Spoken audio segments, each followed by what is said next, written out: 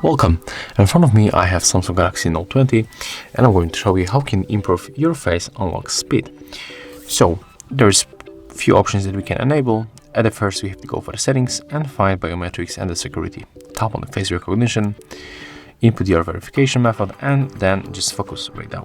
So at the first, let's disable this option to stay on the lock screen until you swipe. So just take a look how it works. When I try to use the face recognition, it recognizes my face, right? But I have to swipe. So it takes a little bit. Let's turn on the brightness. And when we turn it on, turn it off, it will look like that.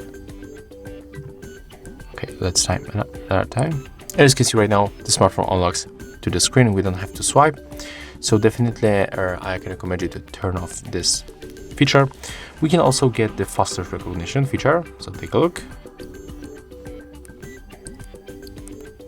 As you can see right now, it unlocks our smartphone definitely faster. And there's also two things. We can turn off the require open eyes and bright screen when you are in the dark scenario. So when you change all of these things, your smartphone will be definitely unlock faster when you use face recognition. And that's all. If you found this video helpful, remember to leave a like, comment and subscribe to our channel.